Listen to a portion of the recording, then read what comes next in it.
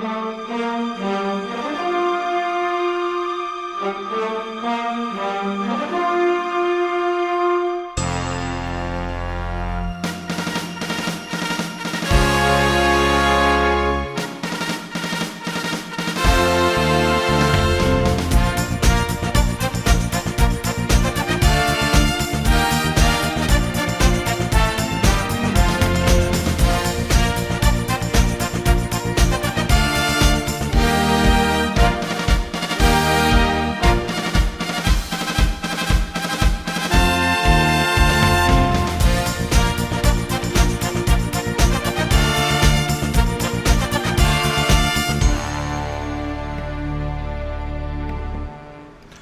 everybody, welcome to the 7th episode of Pull the Ultra Trigger, the ill-advised live watch series with your one and only Raft Enshohamm, and of course with my plucky little Hispanic robot Aztec warrior co-host KAIJUNOIR'S.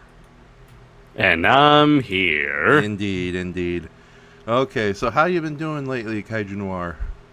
I'm doing about as good as you can possibly under the fifth state of emergency Japan's currently going through right now, and boy, do I wish it was as a result of Golza or Melba or Sakuna Oni, but no, life is never that interesting. Okay, we're not going to get into too much detail in political stuff, but it's... Oh my god, dear sir, I wish you were back in America. This is getting ridiculous. So, yeah. And you'd think that as the months go on, that we'd be able to get a clear image of what's going on so we can plan ahead, but no, the future is still as foggy as ever. Okay, darn. But you know what's not foggy? Ultraman Trigger. Yay! Where you know exactly what you're getting. Toys.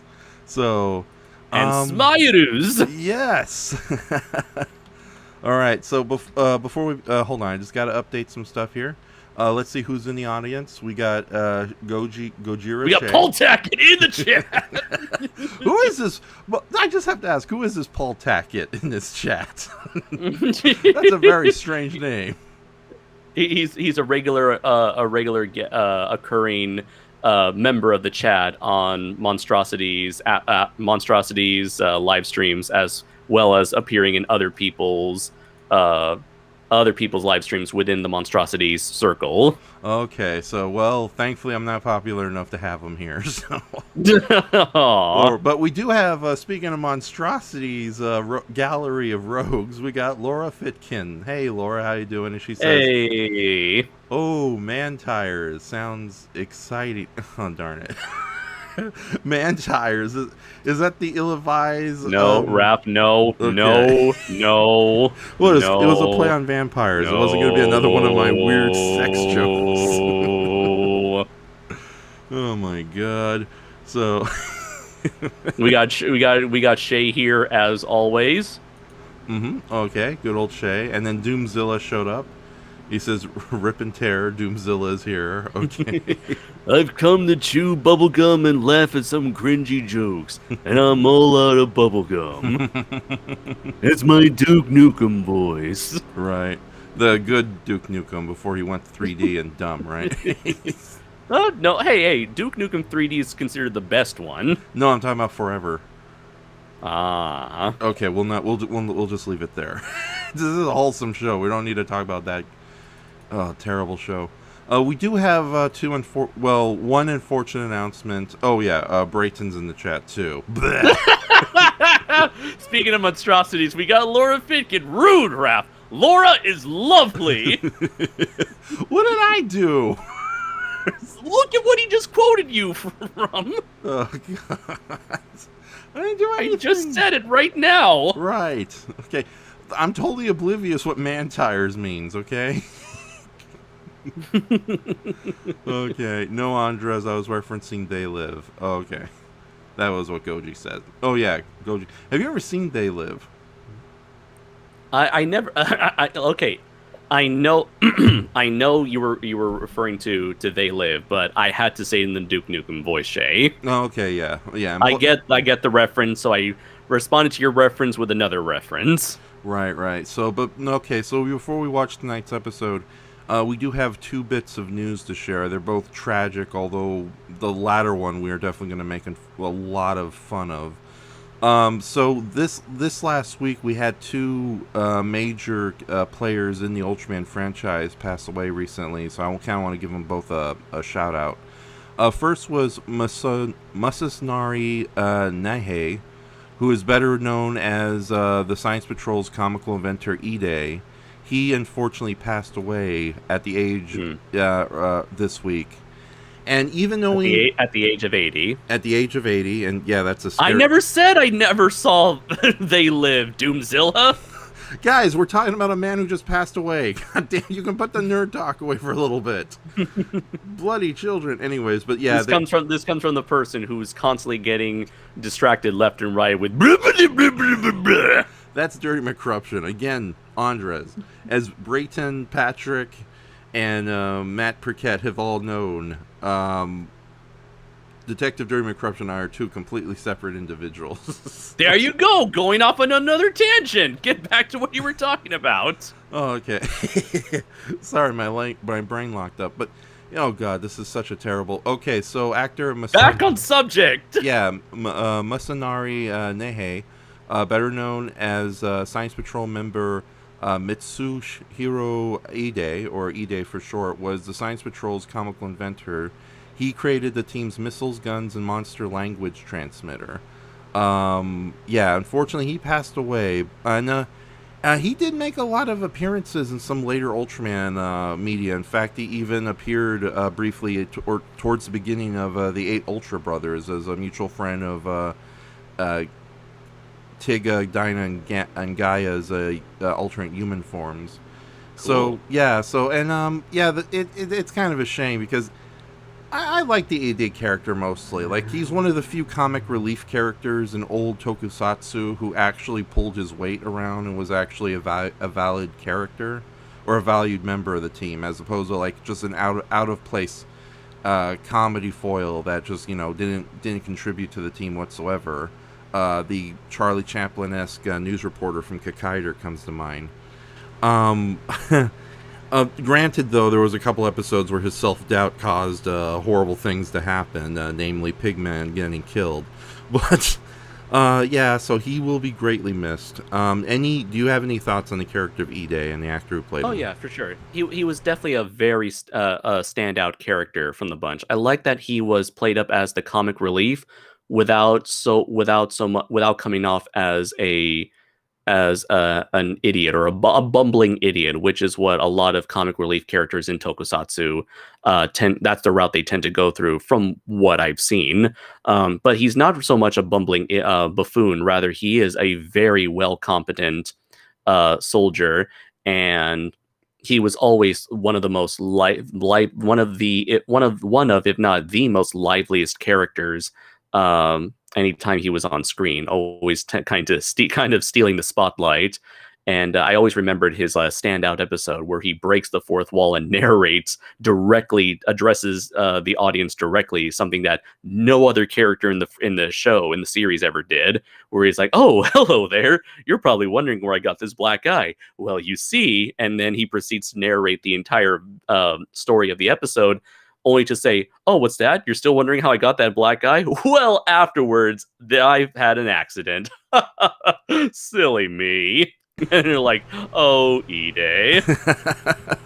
That is true. Like, one of the problems I have with modern day Power Rangers is its nostalgia baiting, and one of the biggest problems is constantly shoehorning in, what's the term? Unneeded, extraneous, comic relief side characters.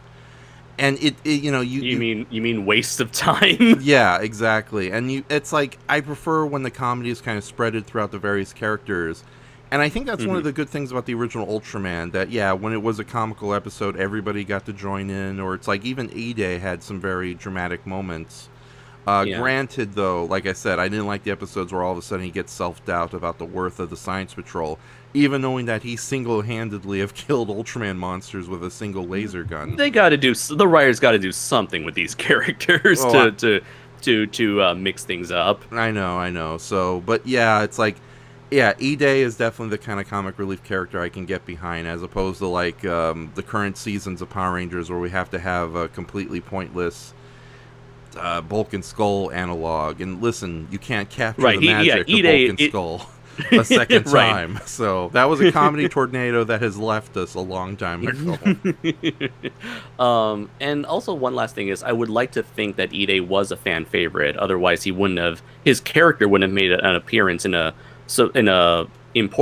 rather sizable supporting role in the Ultraman manga that started back in, I want to say, 2011, where you see E-Day's character, who is well aware that Hayata was Ultraman even before Hayata himself, and would proceed to help put together the organization that would end up helping Shinjiro acquire the Ultraman tech suit. Yes, indeed. So you will be missed, E-Day. You were a really fun character, and it's always great to see you, and we'll miss you. You mean the act? You were a fun actor too, yes. Oh, god darn it. It's so sad when you know the character, but Masanari, we'll miss you, sir. Good sir. So, okay, so the other person who was significant to the Ultraman franchise...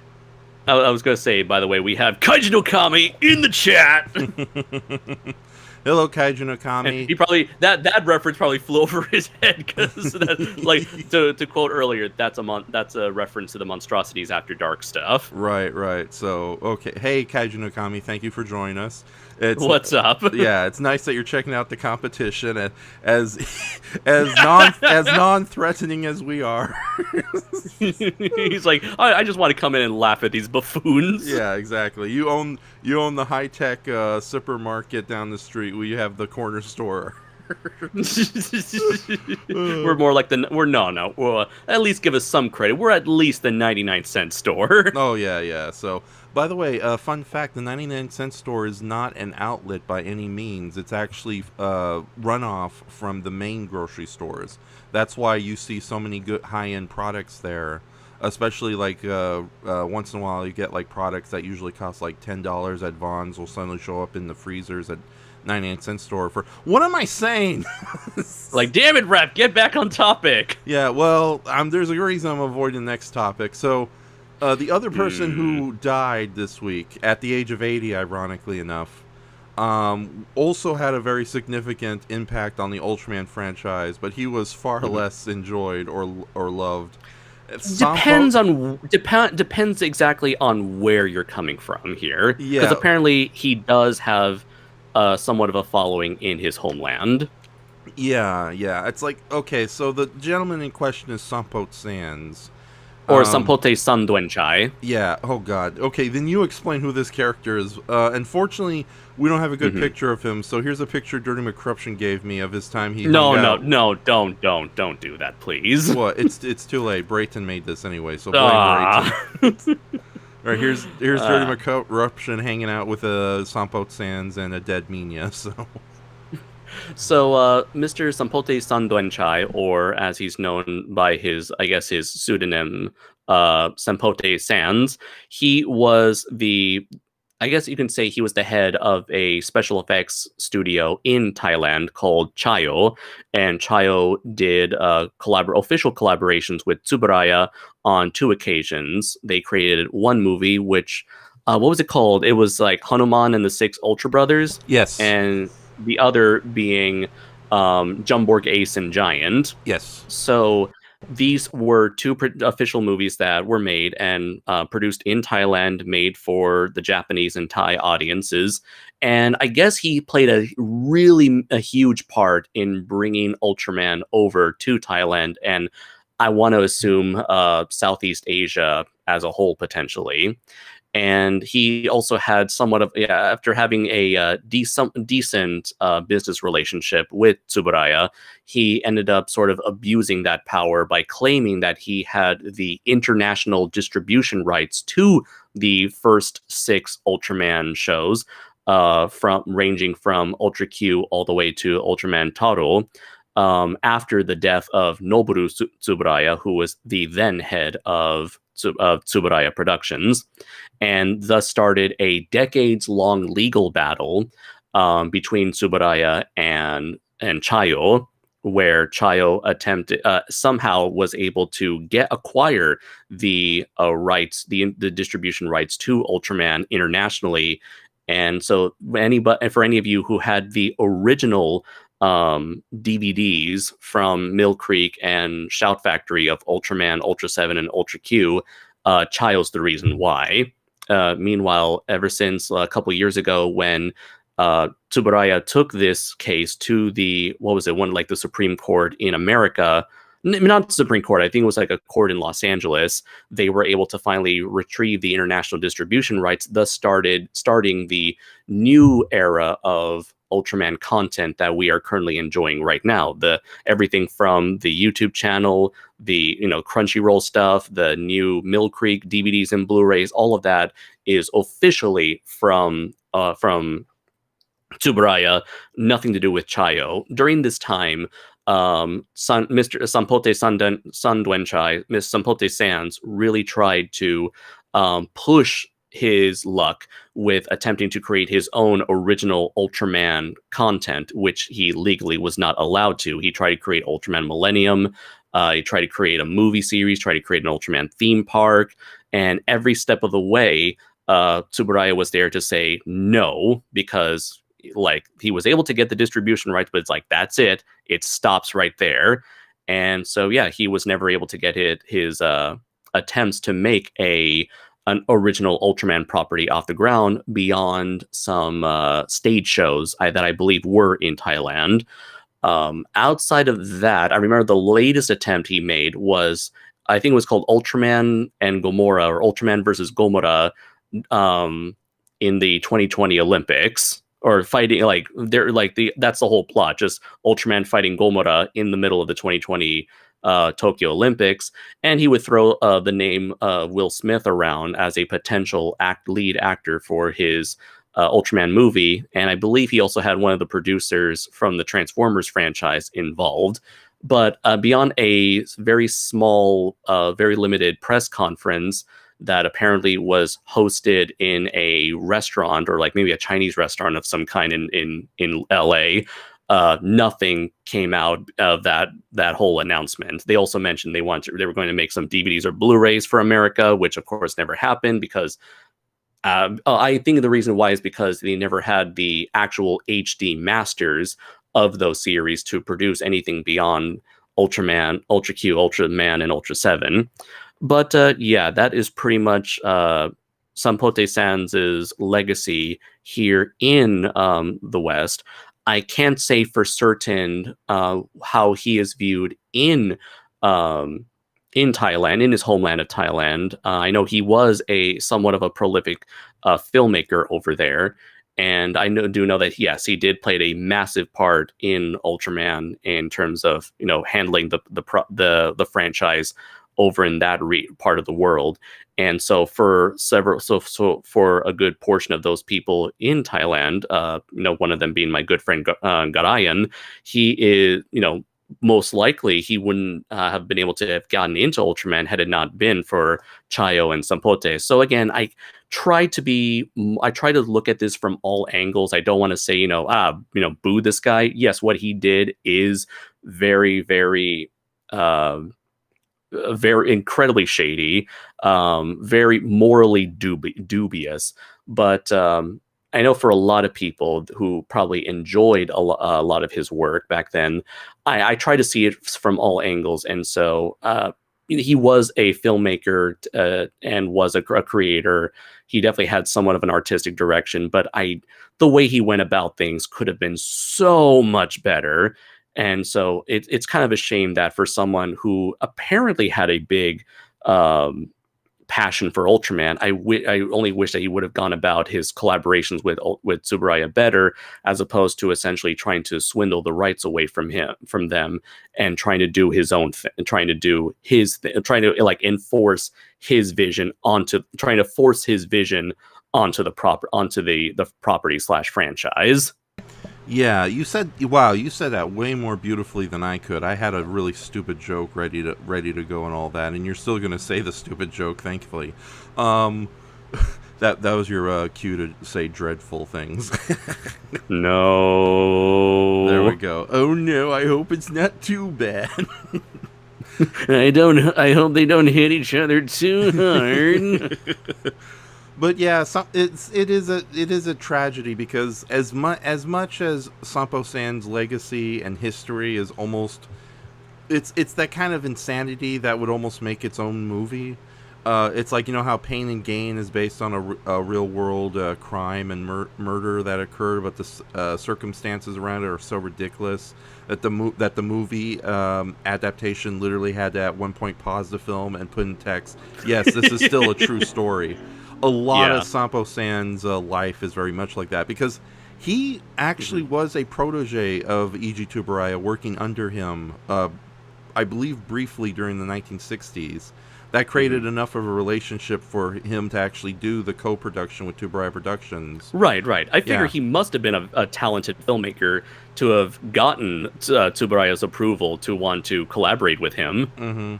Yeah, so it's like, and not only that, but even though his actual film work, his original film work, is incredibly uneven, I can't really be too harsh on him, because a lot of Thailand family pictures suffer from incredibly insane tonal shifts. But yeah, this guy has also done a lot of really shady stuff, and he's one of the main reasons Ultraman has desperately struggled in the first in the 2000s to get any exposure in America. Things have definitely changed around, hence the reason we're doing a weekly show where we watch Ultraman for free on our official channel. Yep. Yeah. I mean, that's why, by the way, when they started streaming new Ultraman content, there was a reason why it was just new Ultraman content on Crunchyroll and eventually YouTube, along with, I believe, Ultraman Leo and 80. Because those were the series that were not bounded by that fake contract, allegedly fake contract, although at this point everyone is pretty much in agreement that it was a fake contract that Sompote claimed to have had. Oh yeah. Which, by the way, that itself is a very bizarre situation where he said, "Oh, here's this contract that has not so in Japan they don't use signatures, right? They use stamps called hanko." And I have one myself to sign various documents living here in Japan as a official resident. Oh, that reminds me. Brayton wants to borrow that concerning Draco's copyright. But so here's the thing. So Hanko stamps are much easier to replicate as opposed to a full signature. So he was somehow able to, again, story goes, he was able to copy Noboru Tsuburaya's Hanko stamp signature, and then was able to write down the names of all the series. So he claimed that at one point in time, Noboru asked him, was running his company was about to go into bankruptcy, asked Sompote to borrow money from him, and decided to sign a contract that in return for some money, Sompote would receive in return the international distribution rights to the first 6 Ultra shows. Except in the contract, a lot of those shows were had their names wrong. So it was like Ultraman Q, Ultraman 7, Ultraman 6. So that right from the get-go, that the Ultraman. Oh wait a minute, that's a real show. So right from the get-go, the contract was seen as extremely dubious, and not to mention that Sompote also has had a bad track record of lying about his involvement with the creation of Ultraman, saying that he's the one who showed off like Buddhist statues and shrines to Eiji Tsuburaya, which would supposedly inspired the look of Ultraman. And he also had created these photoshopped images of him on the set of Tsuburaya Productions. I believe you've shown me a few of those photoshopped photographs over like the last couple of years, I believe. Oh yeah, some of them are pretty ridiculous too. Like there's one where he inserted himself in the mirror behind Tetsuro Mifune, taking a picture. And it's sad too because it, like you said, it came from his official book about his time with Ultraman, and the pictures are so ridiculously shoddy. Like, even I could have done a better job with a Photoshop. So unfortunately, I'm not in the right criminal circles, so there was no way that was going to happen. So and what was that last thing? I think the one real thing was, I think as a kid or as a younger teen, he traveled to Japan and I believe may have visited Toho Studios at one point. Maybe during the filming of King Kong versus Godzilla. I'm not quite sure, but it kind of goes to show that I think that's when he was a protege under Tsuburaya. But like I said, okay. It was very brief, and it wasn't exactly a long-term career. That's why there was a picture of him holding up the broken suits of Minya. So right. So like, while he definitely did have the sort of like rare once in a lifetime chance to work with these people that I'm assuming he had great respect for. He definitely sort of not abuse that knowledge, but sort of like really stretch the truth of that knowledge to make him seem more involved or more important or more vital than he actually was, as opposed to just letting his own work speak for itself. Exactly. So, but yeah, and yeah, he as far as like obscure, we're not going to dwell too much on Sompote Sands. It's so sad we have more to say about him than the poor Ultraman actor who died, Masanari. But with that said, he did contribute a lot to the world of obscure giant monsters, like with his giant films and the Hanuman fantasy films. He did more than just one, and but unfortunately, like I said, his body of work is very uneven and ridiculously violent. Even his family films would suddenly feature sex and extreme gore that was like, wow, why is this in here, for crying out loud? So, but I think that's the last it's a shame. Whatever good his legacy had is kind of tarnished by the criminal attempts. But like you said, like, I'm glad that he did make Ultraman a little more prevalent in Thailand, at least. So, and it's a shame too, because he was sitting on a golden egg right there. Had he worked with Tsuburaya Productions fair and squarely, he could have been the representative of Ultraman in Thailand and still, been able to do a lot of the stuff he did. Instead, he just... You want more! It's not about integrity, it's about making money. and Vintage Haitian says that he's interested in doing a whole video about Sompote Sands. And like I said... Oh, nice, yeah. Mock Den would definitely... I can see him doing a great retrospective on the man. Oh, yeah, especially, like I said, his story is like, it's when we get to the point about him taking over the Ultraman franchise and what happened between him and his son, the instant reaction is are you freaking serious? Right. So he Sompote Sands passed the rights off from Ultraman over to his son's company, and then his son, I believe, might have kicked him out of the agreement. Yes. So when Sompote was trying to make the Ultraman versus Gomora at the 2020 Olympics movie, I think that project fell apart because his son came in and said, "No, Dad, remember you gave me the rights. You can't do this anymore, Dad." All right, he pulled out the napkin and showed the contract that was written on it. He's like, I know my own signature, Dad. You can't get away with it. You can't get away with it this time. Right. I'm privy to you. You've taught me everything you knew. The student has become the master. And what was the other thing? He did also made an unofficial...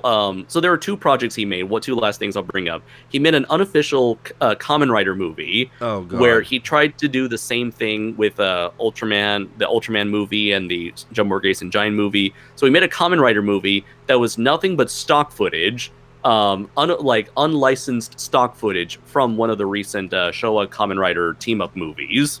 Yeah, let's not dwell into that. That's a whole can of worms. Of course. And the last thing he did was he took Hanuman and the Six Ultra Brothers, or what was it, 6 Ultra Brothers versus the Monster Army, utilized it to create a weird English-made English language Ultraman movie called Space Warriors 2000. And our buddy Brayton is very familiar with Space Warriors 2000. Yeah. So it's imagine it, if you will, ladies and gentlemen, an unofficial English language Ultraman movie featuring stock footage from a Thai-produced official Ultraman movie by the same dude who made said official movie. Yeah, with incredibly bad dubbing from British comedians who you get the feeling they don't even believe in the existence of Japan to begin with. So, but yeah, for those Ultraman fans, for those of you who are Ultraman fans but have never seen Space Warriors 2000, they also used stock footage of the original Ultraman, and they referred to Red King as Mr. Bad. Yeah. Okay. So we'll stop. That's how weird this shit is. Okay, I gotta stop you because we've been talking almost 30 minutes about Sompote Sands, and our audience is getting restless. I'm gonna say one last thing about Masanari Nihei, however. Like this character Ide in Ultraman, he was usually a comic relief character, but I forgot that he's also kind of the lead hero in episode 10. Which unfortunately is the only one Godzilla fans know. That's the one with Gyrus, the Godzilla with a neck frill. But yeah, in that one, he's playing it fairly serious. He's still Ide, but he's pretty much the hero who investigates the titular mysterious underground dinosaur base and discovers the mystery of Gyrus and the mad scientist who's been raised in this lake monster. So if you've never seen an episode of Ultraman and you want to see Ide at his most heroic, as well as the episode that Godzilla fans only care about with Godzilla in it, check out episode 10. It's readily available on YouTube, Tubi, Pluto TV, and tons of other services across the internet. So, okay. So Andres, will you do me the favor and read the description for tonight's episode before we begin? Yes, good sir. Okay, let me... Oh, wait, yeah, I gotta post it for you. I got it. Okay. No, I got it. It's a description of the video. Robot snail-head from repainted Robo-Hell? The hell? Also, character development for the shallow character of Ignis, but absolutely none for the even more shallower KAIJUNOIR'S or ENSHOHMA. Oh no! Just letting you all know that I have a napkin-based contract from the late Sompote Sands, published back in the late 1960s, that state that I, Raft Enshohamm, now owns all of Chiyo Productions and its international properties and distribution. Okay, good! I had to. I'm sorry, Mr. Sompote Sands, wherever you are. Hopefully in bootleg heaven, wherever you be. Okay, so ladies and gentlemen, I put the description, the link to Ultraman Trigger episode 6, and yeah, this episode features a monster. Holy crap! I'm gonna get his name wrong. Hold on. Say something funny while we wait. Something funny. Awesome. You're a good co-host. Yes, the monster for tonight's episode is named Satan Delos. And he's basically a snail-headed killer robot. He's a repaint of Giga Delos, who appeared in Ultraman Taiga, which unfortunately is one of the newer Ultraman series that did not get any exposure or free play here in America for reasons I'm not fully aware of, nor has any of my sources given me a good reason. Hopefully it's not like the original Ultraman Tiga, where certain actors or companies are keeping that series from seeing an American release. But yeah, and not only that, but unlike most episodes of Ultraman Trigger where I try to screen them beforehand, this is going to be a new experience for me as well. So we'll both be equally confused and delighted at the same time, Mr. Andres. So, okay, do you want me to share the link with you? Yeah, actually, no, I got the link right here in the video description. Okay, excellent. Then, awesome. All right, so here we go, ladies and gentlemen. We're going to start. Sorry about... Brayton says, please speak more in length about Sompote Sands. This is incredibly fascinating. No. Bad, Brayton. Okay, so ladies and gentlemen, open the links. I am on 0. How about yourself, Mr. Andres? I'm ready when you are. Okay, excellent. So here we go. In 3, 2, 1, play. Oh, very short episode. It's already almost over. Meep boop.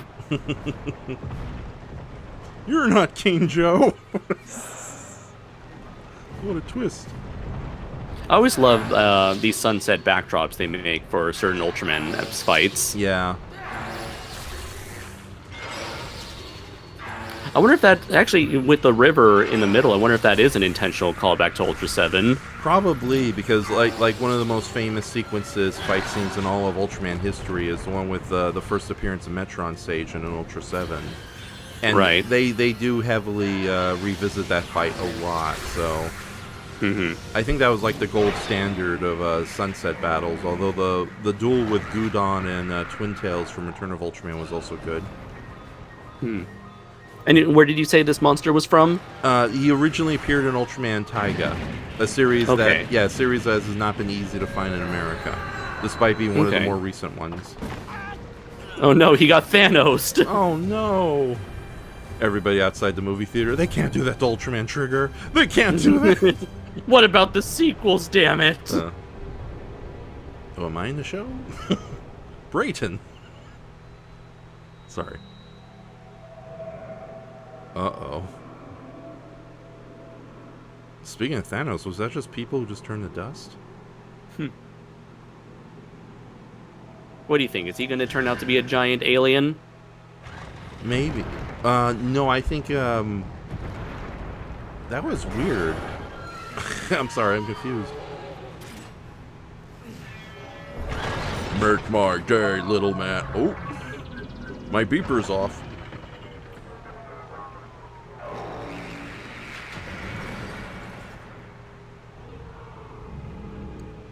Chief, Mechagodzilla's been damaged! Damn. Suppose we'll have to postpone our invasion of Earth.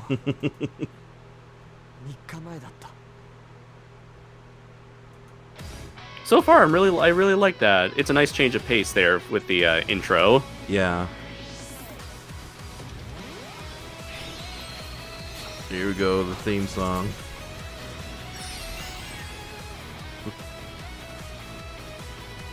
Oh yeah, make sure by the end of the episode you show off that fan art of the Metron kid. Oh yeah, definitely. Thankfully I still have it up in my OBS. Our unusually handsome and beautiful cast. Yeah, still counts. And goofy comic relief. Right.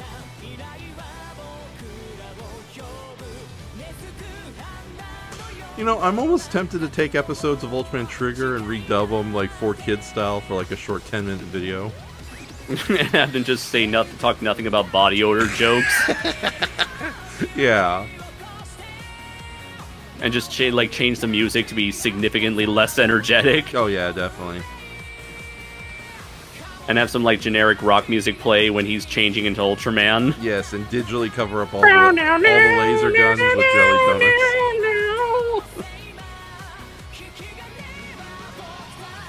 Pull the trigger. That is so, like, I love this little hook at the end of the song, but that could be so totally taken out of context. You know, it's Japan. They tend to not really get the whole any sort of like not innuendos, but any sort of like secondary, tertiary meanings behind certain phrases. Yeah.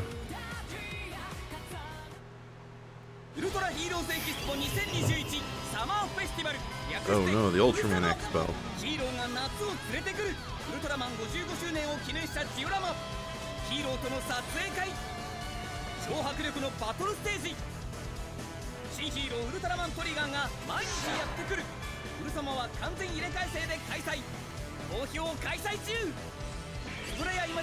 It's amazing how long this franchise has been going on and how successful it still is, relatively speaking.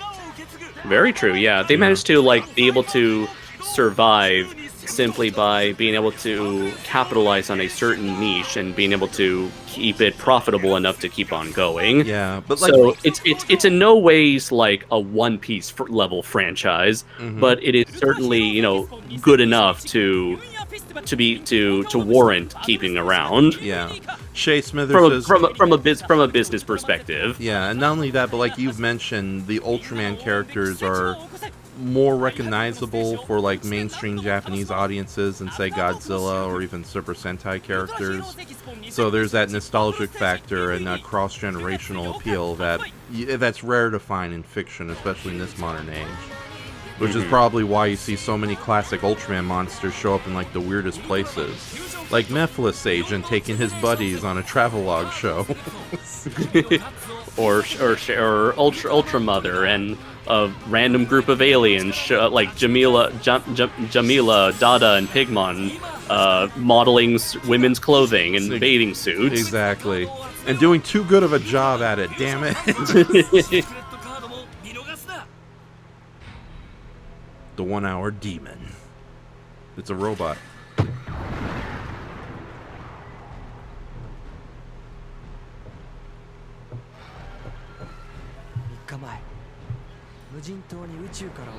Mysterious robot monster landed on a deserted island. You cannot defeat me. I am a Roman. You are an Ultraman. What is love? Not now, Satan Delos. It is not in the plan. To love like the human. Thinks about the mud fight. To love like the Ultraman. I'm honestly surprised there's not more memes based on the mud fight from episode 1. Give it time, my friend. Yeah. Knowing my luck, I'll probably see an email. I'm gonna commission you. No. Or should I say, like it's a bad thing? You're saying that it's a bad thing, Raft, that someone wants to pay you money to draw smut. This is a kid show, Andres. So shut the hell. I was gonna say the F word, but I don't feel like it. Hey, watch your fucking language, all right? Damn you, you fucking jerk. Let's watch the fucking show. Okay. Thank God I love it. It's not for kids. It's definitely a modified. Technically, all videos are supposed to be not for kids. Right. A defensive weapon made on certain planet to prevent monster disasters. Someone made this one even more powerful. Okay, so they do acknowledge the connection with Giga Delos. Whether or not it's from the same universe, God help you there. Oh yeah, that whole confusion. And yet, it's not as embarrassing as when Warner Brothers and Disney pulls out their floor show property showcases in mainstream movies.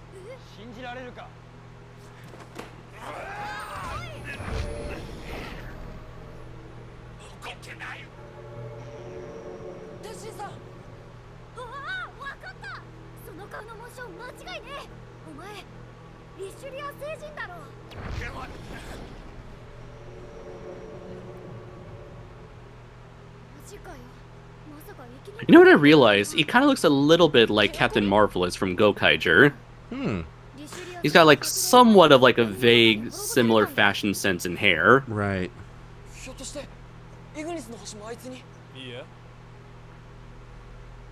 I just thought it was funny. He's not as cool as Captain Marvelous, though. But then, who is?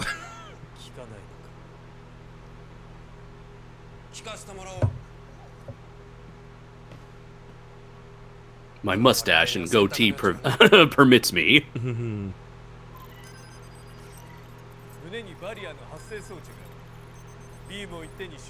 It's a nice looking robot now that I actually get a chance to see it up close. Yeah. You think the chest is an homage to King Joe? Most likely. Nothing wrong with that. Like, I think I finally come to the conclusion that King Joe is my #1 favorite Ultraman monster. Even though I know technically he's a robot too. Yep. So I can have it both ways. Are you sure about that? I'm positive. Well, if we can consider Avas to be mechs, then why can't not King Joe be considered a monster? Yeah. Well, technically the Evas are supernatural Lovecraftian Let's not cyborgs. get into that. Cyborgs.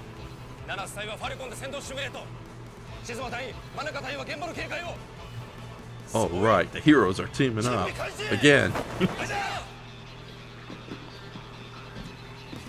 What was the thing that people said the defense team said in Mebius? I forgot what. I forgot what. Sally Forth, something like that. I don't know. I forgot. GIG. Sally Go. I don't know. Yeah.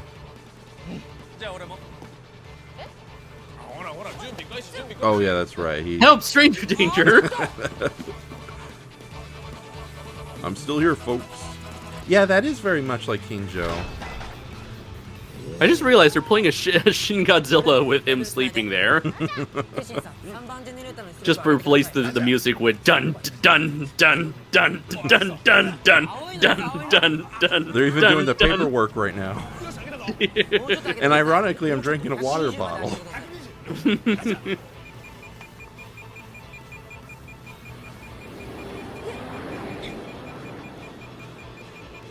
Well, you don't need to go all over the map. He's just standing there in place. Right.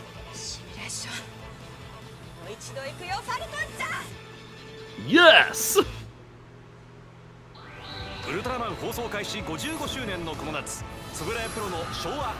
This looks like a real Ultraman museum, or is this the same? It's probably it's most likely an exhibit. Well, yeah, there. It's a exhibition in Hyogo. For I couldn't tell how long it was going to last, but yeah, okay. It is a museum, temporary museum exhibition. Okay.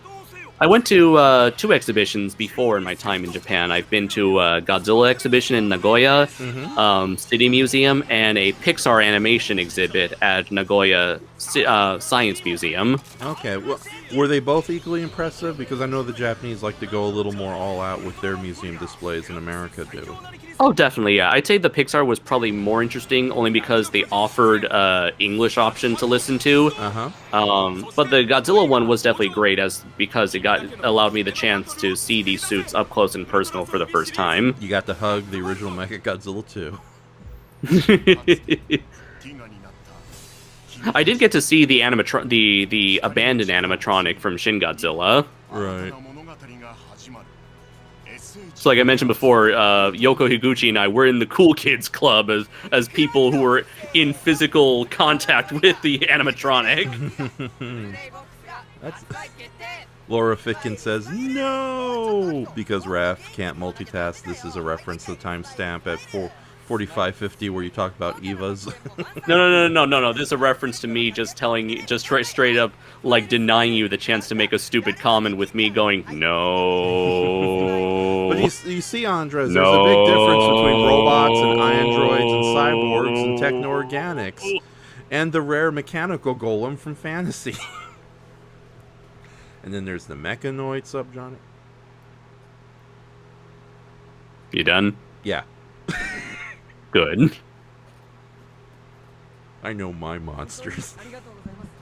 Barely. It's nothing. I eventually plan on betraying you.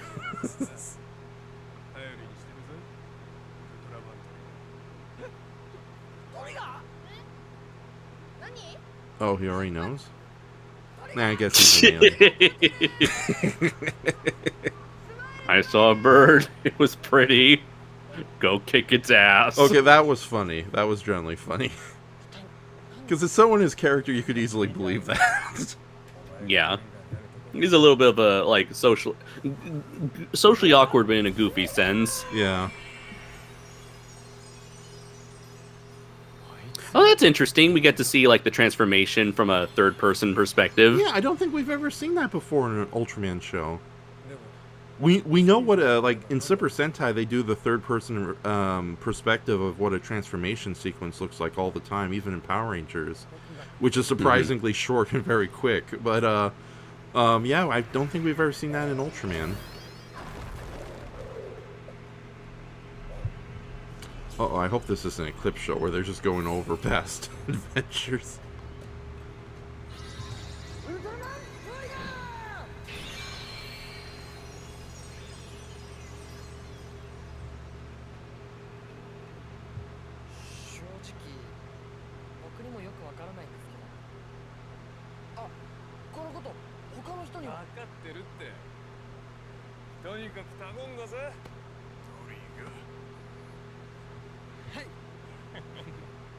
I'm such a sentimentalist. I like it when characters are friendly like that. Although I know it's probably going to go belly up towards the end of the series.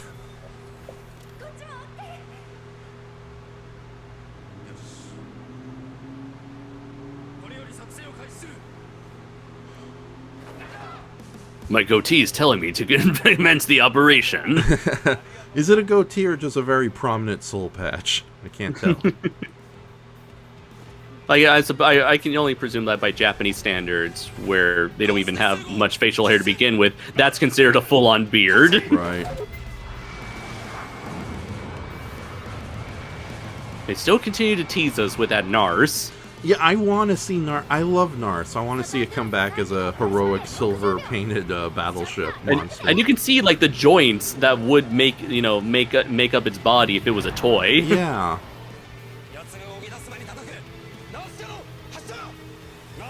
It's early in the episode, guys. It's not going to work.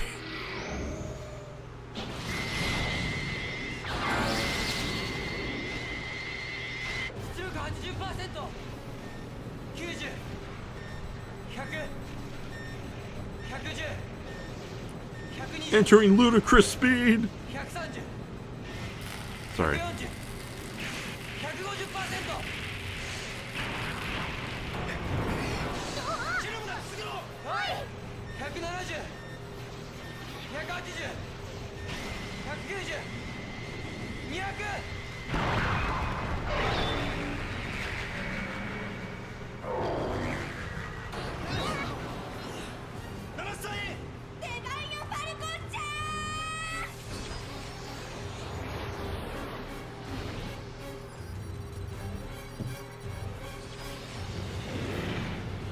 What? Oh.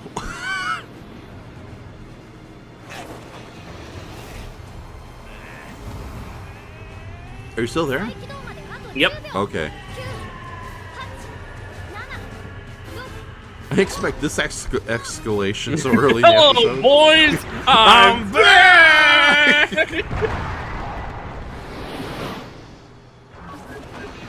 Okay, that green screen could have been a little better. Yeah. I appreciate the concept. The execution needed work. I will give them props for trying to be more ambitious. Mm-hmm. I just noticed that this, like, throughout this, with each episode we see less and less extras, and I don't think we've seen a single extra in this episode. Yeah.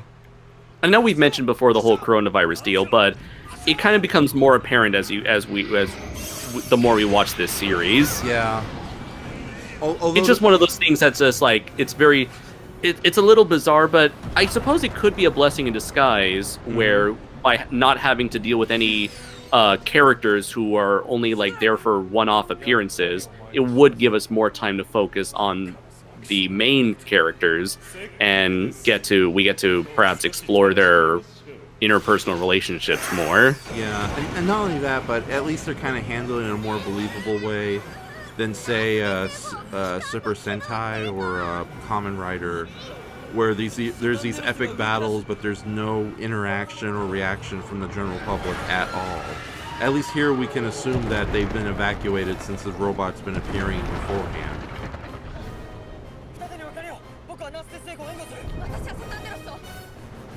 And of course, I'll take the verisimilitude and believability of Ultraman. What's up, everybody? This is Ultra Dude 64 here. Pretty sure they're telling you to like, comment, and subscribe. Yeah, no, I'll take the believability of Ultraman over like Super Sentai always doing that weird thing at the end of almost every season, where when they have the final big battle, the regular citizens all gather and they suddenly, you mean it wasn't a dream? These characters are real? You know, that kind of nonsense. So at least in this world, you occasionally see news reporters and regular people commenting on the Ultraman insanity. I mean, the fact that you have like a government-sponsored kaiju buster force, it's like, yeah, this is a world that accepts the fact that monsters and Ultraman are a daily occurrence. Yeah, although now that you mention it, yeah, you are right, because even in past Ultraman shows, they at least try to have a couple of like large cast members. Here they definitely kind of cut it back quite a bit. But then again, I think I was spoiled with Ultraman Gaia, so...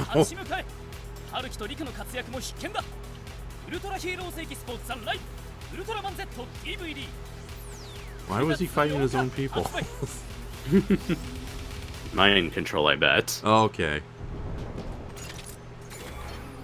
Ultraman Trigger, multi-type, boots up, superior.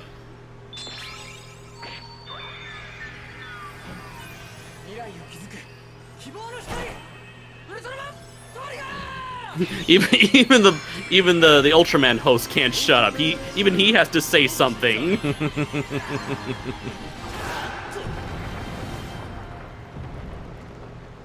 Oh, he's gonna fight 2 against 1, I think.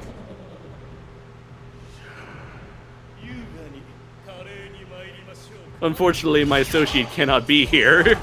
He's still a little shaken up after he was bitch slapped. He's, sir, just off camera.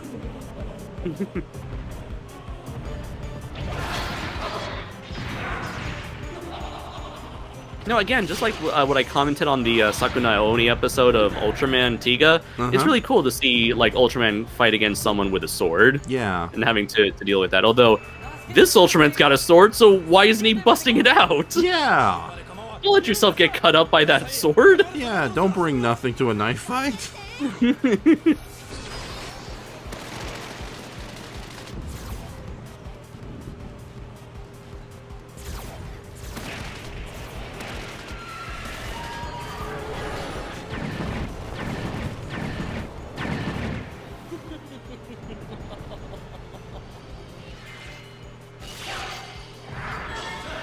There we go. There's Ultra. Yeah.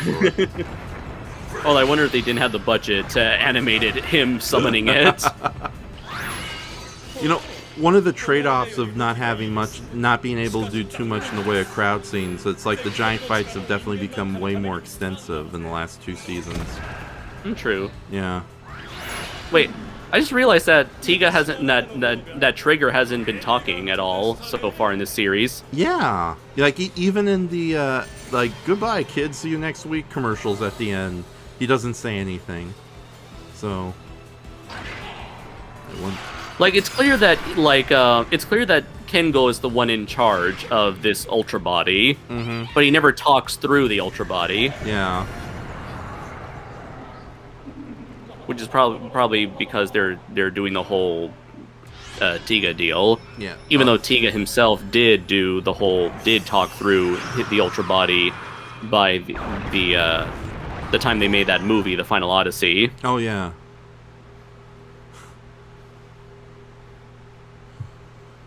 I keep forgetting she's the MacGuffin of the series. Did I do this?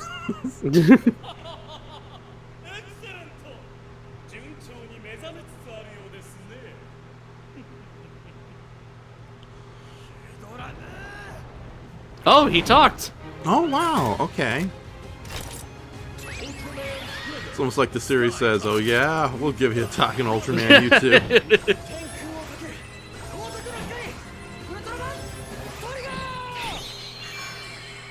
Although it's weird that like if he's in charge of both bodies, both the human body inside and the Ultra Body outside, it must be kind of weird to be in full control of 2 bodies at the same time. Good point. Because like for something like Ultraman Z or Ultraman X, it's like a human host doing half the job, while the sentient Ultraman is doing other stuff. Yeah. I like that Sam Raimi-esque point of view shot where they're just trying to stab each other. That was really good. Yeah, it's like another example of them trying to be more ambitious with their cinematography. Yeah. Mixing things up for their fights. So far this episode's a big improvement over last week. True, yeah. Very action-packed. Yes. Also much more coherent than some of the past episodes.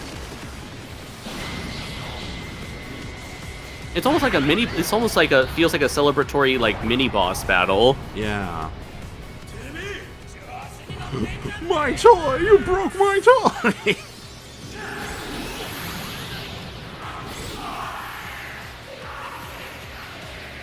Oh, that's a nice shot. That's a nicer explosion. Ooh. Yeah. That's a nice ass shot.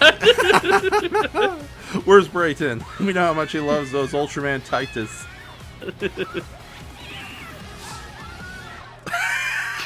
Yee. Woo! Okay, I think this episode's really good. Mm-hmm. That or it's his first time. And just waiting for someone in the comments to go, no. You're wrong. This sucks. Wrong. What's wrong with you two enjoying things? We have considered you not a poopy head.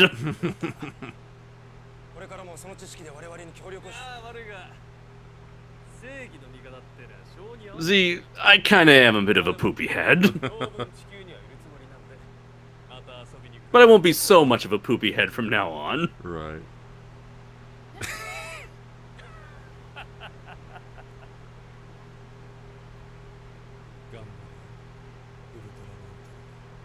You know we can all hear you.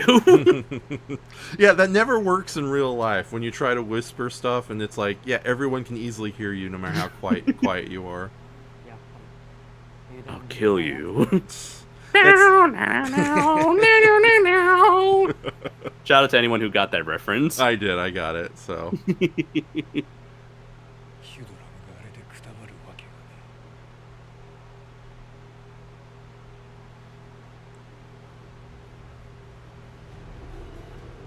See, there's actual people there. Ah. And now they're gone. Yeah, here's what confused me. Okay, he's laughing because before it looked like Hundrum was actually kind of sad what he did. No. We're seeing this from his perspective. Yeah.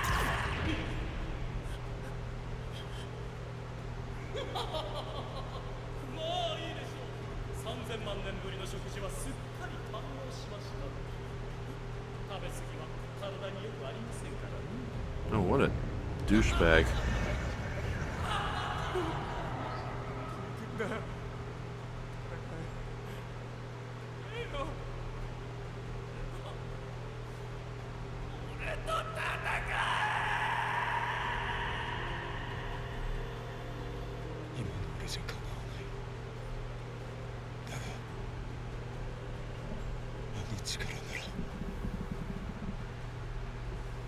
Uh-oh. Oh yeah, I forgot about the flower. It's an... Okay, what a terrifying still to end the episode on. I swear that flower is going to be turned into a kaiju before the series is over. Or some special like weapon or battle armor for Ultraman, power up of some kind. Or they'll get some like attractive actress and play her human form briefly. I'm a human all of a sudden, like they did to the Utom computer in Ultraman Geed.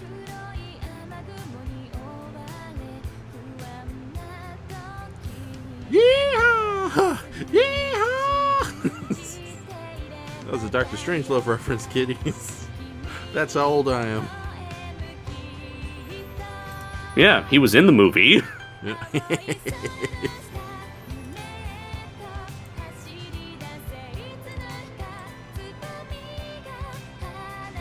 Yeah, I think so. I'm gonna say it right here, right now. I think this is probably the best episode so far. Probably since the pilot, I want to say. Yeah. Oh yeah, the first episode was really good, actually. Yeah, you're right. This might be second best or the best since the first episode.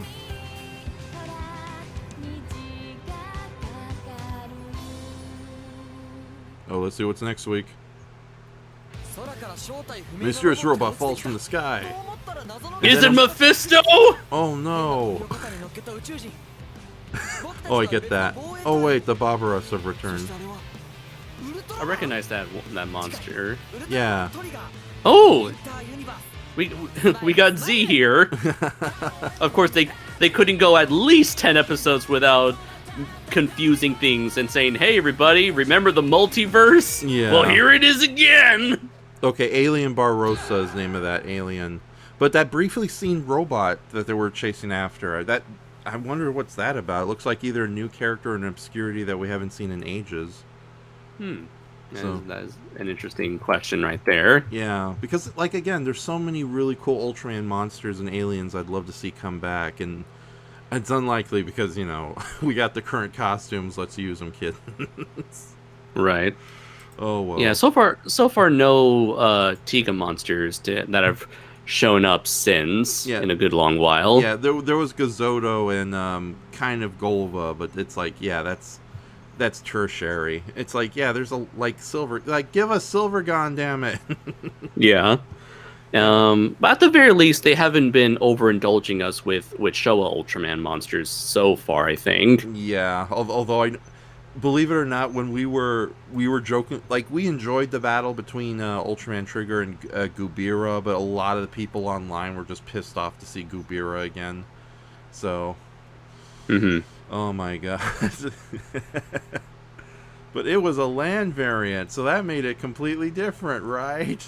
Right. Even though it still got fins and not actual traditional feet or hands with claws and shit. Yeah. See, looking over the comments, Shay says, Ultra Dude 64, is that some split personality of Dylan? Doomzilla says that he's thought that was a fun episode. Brayden goes, Dad Ultra ass. What is with you and Ultraman? It's hard to say Titus without it coming out as something else, if you know what I mean, and I think you do. To quote Shay here, no. I feel like that we're gonna make that into a meme now on this channel. Just anytime any of us say something stupid, everyone's like, no. Like you do to me all the time. Okay, so ladies and gentlemen, we'll be on for another 15 minutes before we call it a night. So if you want any quick questions, now's the time to throw them onto the chat. So yep. Oh, yeah. I just realized that the image that you have on the stream right now is mirrors the exact shot from the character, and I'm forgetting their names now, but the shot we see at the very end, that first person perspective shot is mirrored between the main protagonist and the anti-hero. I didn't even recognize that. That's okay. There's some actual clever direction going on in this episode. So. And Brayden says, I watch Ultraman for the plot. And boy, is it plot heavy. You mocking little Canadian bastard, you. He's our friend. I can call him a bastard. Laura says, I already thought it was... Laura says, I already thought it was a meme. And in fact, Laura compared the no to the equivalent of the giant hook that pulls you off stage. Oh, right. What did they used to do at Showtime at the Apollo? They had a guy with a broom come in and sweep off the bad axe. I thought it was just constant booing from the audience. There's that too. Oh, before we forget, let's share that little meme of the little alien Marulu. Okay, so here's the first part. It's on screen now. You want to do the voice? I can't read it. I don't see it. Oh, it's the I'm not cute.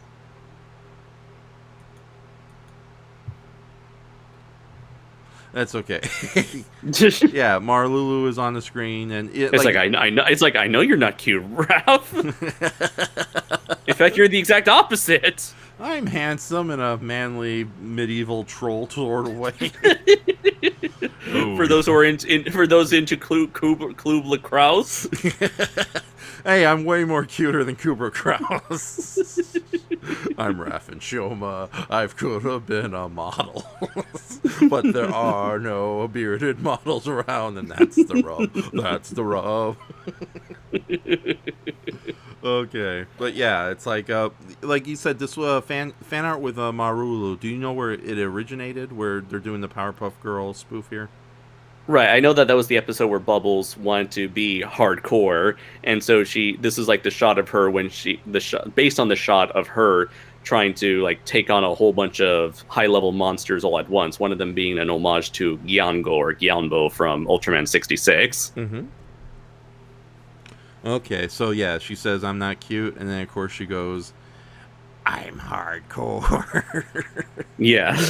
So, do you think we're ever gonna get like? I know that in Ultraman Geed, oh darn it, what's the name of the little shadow alien friend? I keep forgetting his name. I keep forgetting all their names. So you're the monster expert, Ralph. Duh! I can't do anything without my lists and my notes. No, Where are your notes and your lists? oh no! Okay, hold on. This is ridiculous. Ultraman Geek. We should just have you as the host and bring in Brayton to add the snark. Do a whole episode without me. And I guess now that I'm looking at the second image on the stream right now, I can just read it. I'm not cute. I'm hardcore. Okay, yeah, it's like I know in Ultraman Geed, Pega, the Pegasa alien, he got a lot of focus sequences and even a whole episode to himself. Do you think we're gonna get anything like that for Marululu here? Most likely, yeah. I mean, he is a young character and a very young, quirky character. So, and the fact that they spend money on to make that costume, so I'm sure they're going to make the most out of it with a episode focus on him. Yeah. So, okay. So we're going to be saying goodbye to Marlulu here. All right. Let's see. Laura and Brayton are chatting up.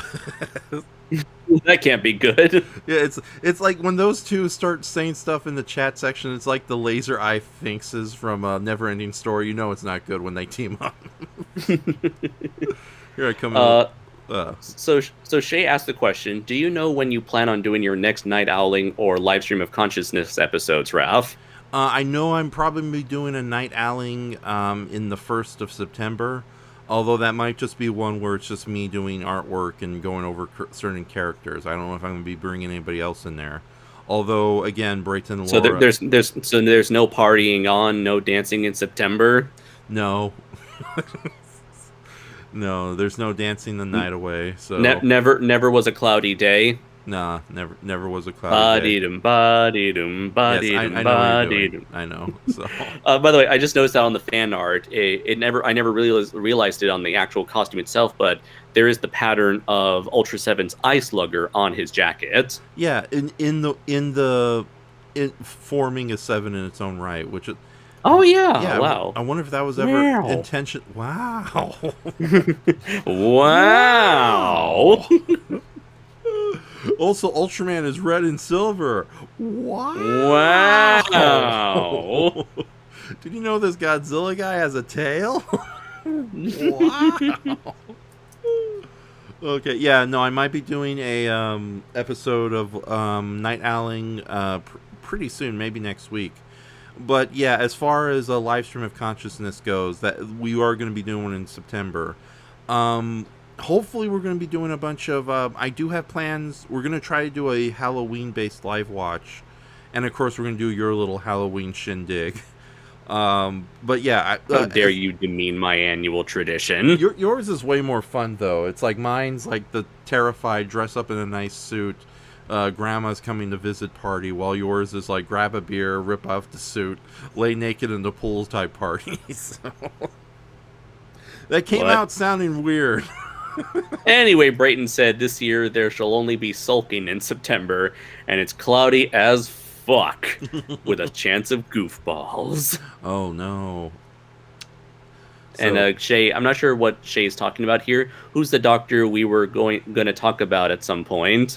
Oh yeah, I promised I'd do some sort of like Doctor Who live stream with is it Dylan from Fully Indoors? Yes. Yeah, because he is such an extreme Doctor Who fan. We could go for hours. And I think I might bring in Shay and Laura for that, or I might do a two-parter where the first night it's, me and Dylan, because that's going to be 4 hours alone. Like, when we finished recording that episode of Fully Indoors about Danger Diabolic, it's like, yeah, when you left, me and Dylan were talking about Doctor Who for like 4 to 5 hours. And we had to stop. So yeah, I think I just got to figure what the title card for that is. But yeah, that might be an easy to do thing to do in September. Oh, and also Laura, I forgot to shout out your movie Roulette. Is that the correct title? Am I screwed up again? Review Roulette. Review Roulette. The Review Roulette podcast. Yes. A recent episode with me and oh darn it. not.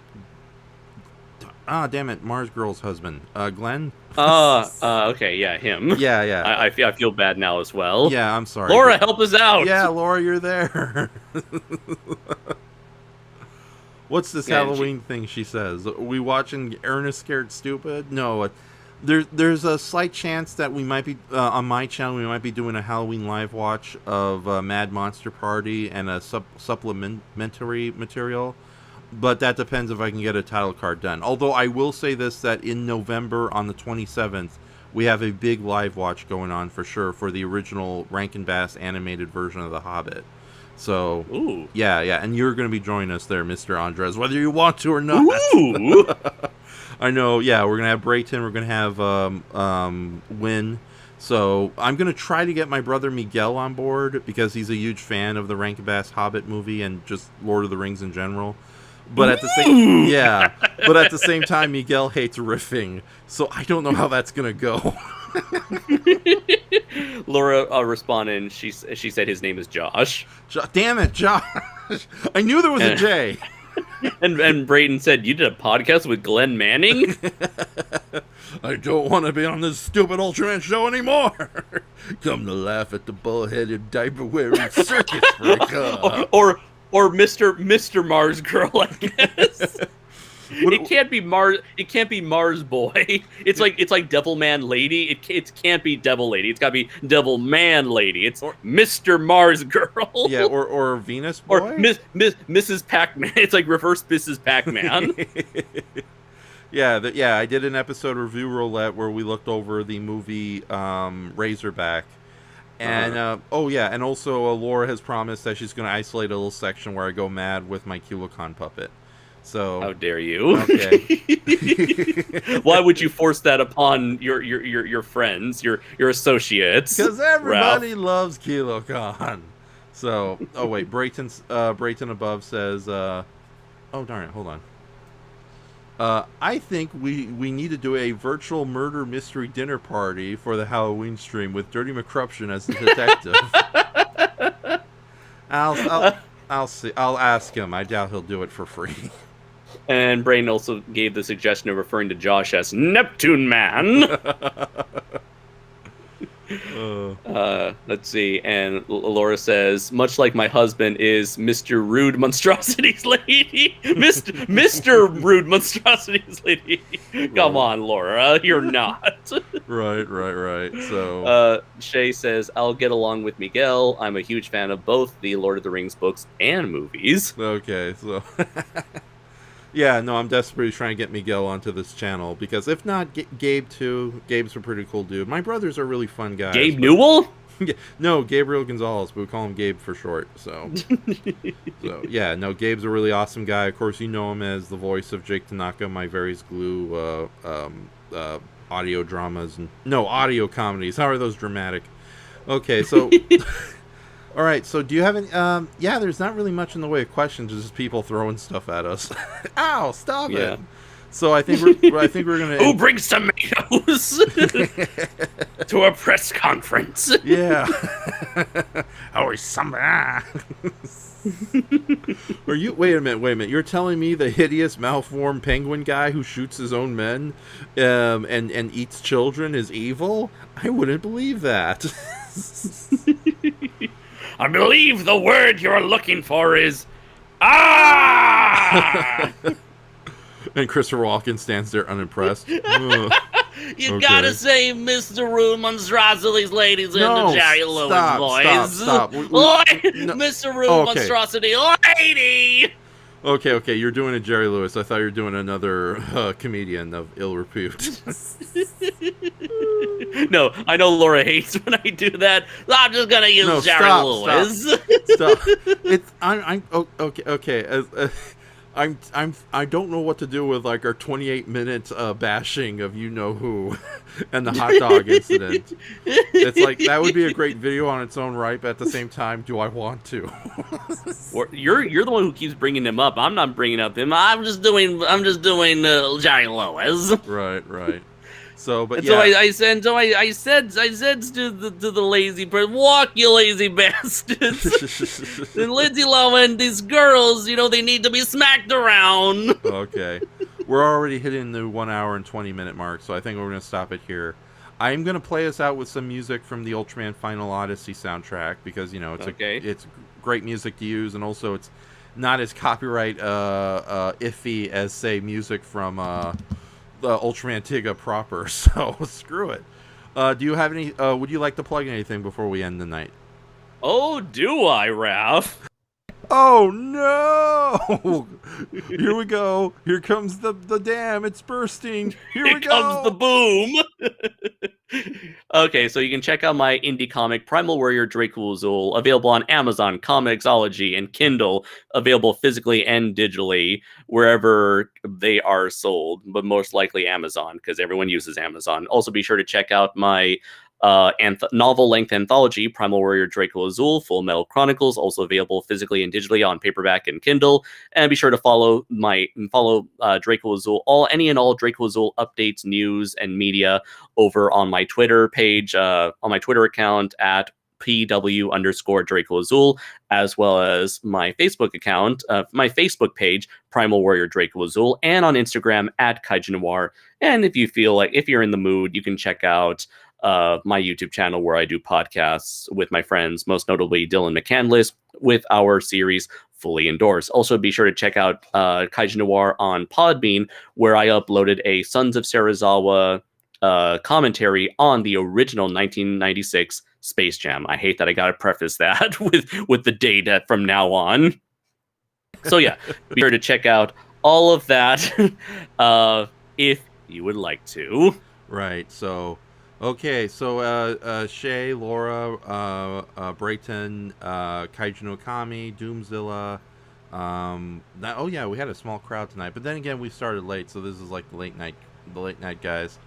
Thank you all for showing up today. Unfortunately, we don't have the ladies here to enjoy us beside Laura. Yeah, and Toku Punch, who was here way earlier, and he was having a little vampires off with Laura. So, and as well as Kaiju no Kami, who wanted to skip out on spoiling himself with the episode. Oh yes, the coward. Okay, so we'll see you guys later. I'm gonna play us out with a little bit of music from Ultraman Tiga: The Final Odyssey. So I'll come back. I'll talk with you after the stream, Andres. All right.